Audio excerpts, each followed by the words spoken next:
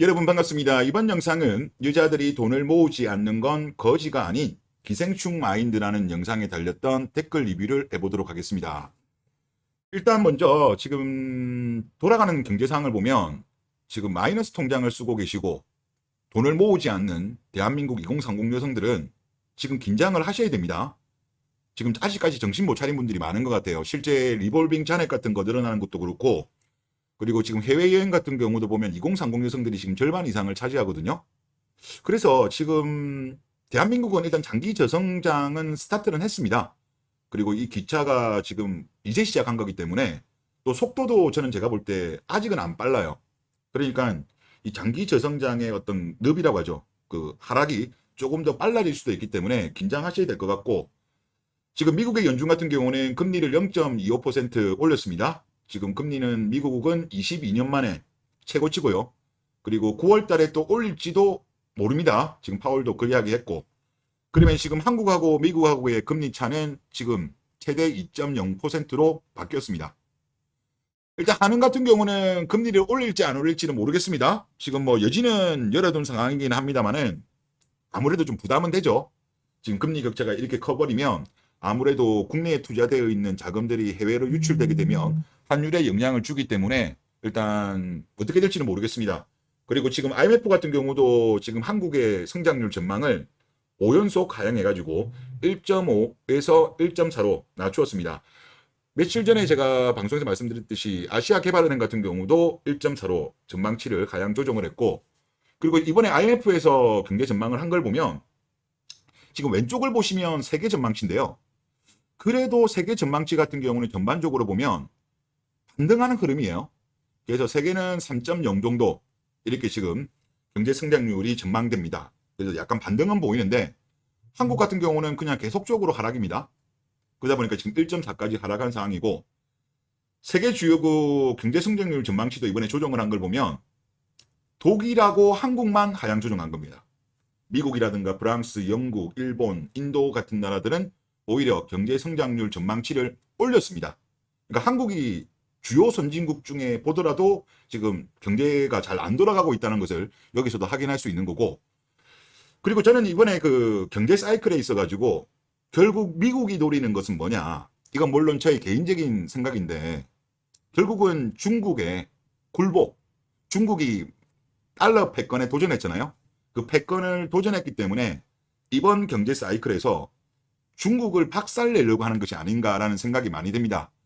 물론 이제 그런 상황으로 가다 보면 미국 같은 경우도 피해를 보겠지만 장기적으로 본다면 미국 입장에서는 달러 패권을 유지할 수 있기 때문에 실제로는 장기적으로 보면 개이득인 거죠. 그렇기 때문에 지금 뭐 금융가 쪽에서는 뭐 금리 인하가 머지않아서 있을 거다라는 그런 이야기가 계속적으로 흘러나오고는 있습니다만은, 만약에 미국이 지금 하는 것이 결국은 중국 경제를 빠그러뜨리기 위해서 하는 거라고 한다면 지금 미국의 고금리 상황이 생각보다 오래 갈 수도 있지 않을까, 그런 생각을 많이 하고 있습니다. 실제 지금 중국 상황 안 좋아요. 지금 중국의 젊은이들 같은 경우는 절반이 그냥 쉬고 있습니다. 그리고 완다그룹마저도 지금 디폴트 우려가 되면서 중국의 부동산 위기가 고조되고 있고요. 그리고 이제 중국 경제 위기론이 계속적으로 나오고 있습니다. 만약에 경제가 침체가 시작되면 일본보다 나빠진다, 이런 전망도 나오고 있고, 한국도 제가 볼 때 크게 다르지 않다고 생각해요. 아무래도 우리나라가 지금 중국 의존도가 많기 때문에 중국 경제가 침체되게 되면 우리나라 경제도 같이 빠그러지는 건 어쩔 수 없거든요. 우리나라는 수출 주도형 국가이기 때문에 영향을 받을 수밖에 없어요. 그러면 아까 말씀드렸다시피 우리 마통 이모들이 지금 긴장하셔야 돼요. 지금 뭐 돈 흥청망청 쓰고 플렉스하고 욜로 할 상황 아니에요. 그리고 남자분들도 하여튼 장기 저성장을 각오하셔야 될 것 같기 때문에 여러분들도 조금 나름대로 각자 준비를 하셔야 될 것 같습니다. 지금 경제 상황이 제가 볼 땐 썩 좋아 보이진 않고, 그리고 지난번에 그 영상에서 기생충 마인드를 올렸는데요. 거지 마인드랑 기생충 마인드가 다른 게 뭐냐고 하면, 거지 같은 경우는 그냥 접선만 받는 거죠. 그냥 주는 대로 받는 건데, 기생충 같은 경우는 숙주한테 기생해서 사는데 숙주를 공격을 합니다. 공격을 하고 도축을 하고 경우에 따라서는 숙주가 더 이상 능력이 없다라고 생각하면 갈아타기도 해요. 그래서 여성들 중에서 기생충 마인드를 확인하는 방법은 제 생각입니다. 마이너스 통장을 쓰고 있는가 꼭 확인해야 되고, 그리고 여성의 어떤 평소의 소비 습관, 사회 경력 대비해서 얼마나 돈을 모았는지, 그리고 뭐 인스타라든가 이런 SNS를 통해 가지고 좀 허세가 있나 없나 이런 거를 좀 확인하는 것이 좋지 않을까 그렇게 생각됩니다. 일단 여러분들 댓글을 보겠습니다. 정확하네요. 거지는 남의 돈을 구걸하는 건데 기생충은 숙주의 것은 전부 자신의 것이라고 생각하는 것까지라고 하셨는데, 예, 그래서 저는 제가 볼 때 모든 대한민국 여성들이 그런 건 아니죠. 아니지만 진짜 기생충 마인드를 가지고 있는 여성들 꽤 많아요.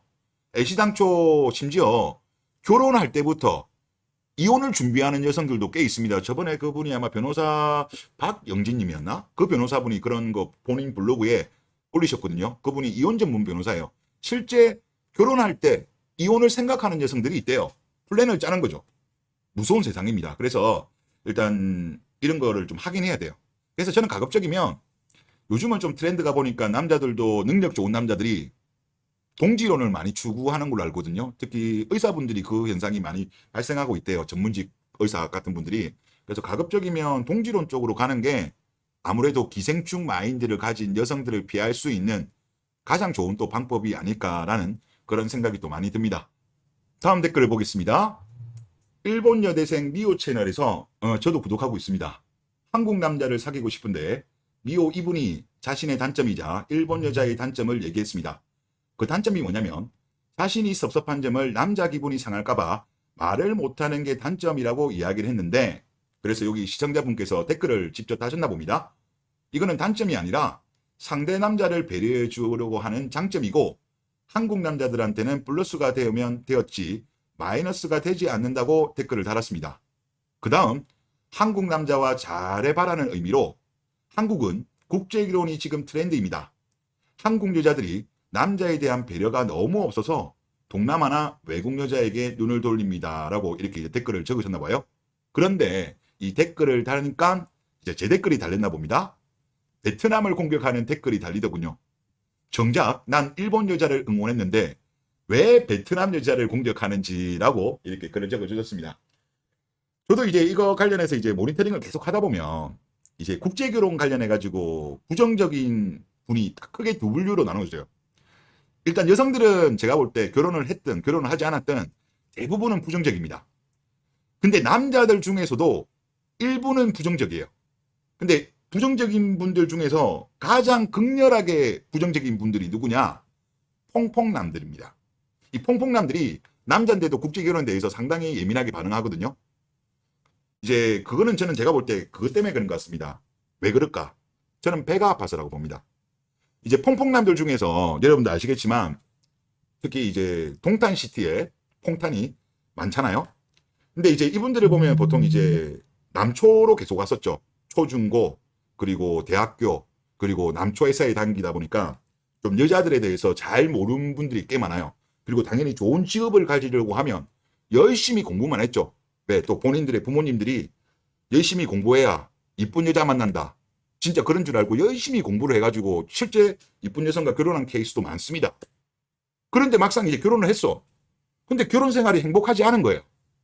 용돈도 고작 뭐 한 달에 20만 원, 30만 원 받고 심지어 잭스도 아예 못하는 경우도 있고 설령 한다고 하더라도 부탁 해가지고 겨우 하고, 그리고 또 남편으로서 가장으로서 존중과 배려도 못 받는 거예요. 그러니까 나는 나름대로 열심히 살았고 나름대로 이쁜 여성과 만나서 결혼했는데 막 혼란스러운 거죠. 그런데 물론 모든 케이스가 그런 건 아니지만 나보다 공부도 못했고 내가 봤을 때는 이 인간은 뭐 자기 주변이라든가 이거 봤을 때 루저라고 봤던 애들이 오히려 어리고 이쁜 여자랑 국제결혼을 해가지고 알콩달콩하게 사네? 어라? 내가 분명히 위너인데 루저인 애가 오히려 더 행복해. 이거 미쳐버리는 거거든요.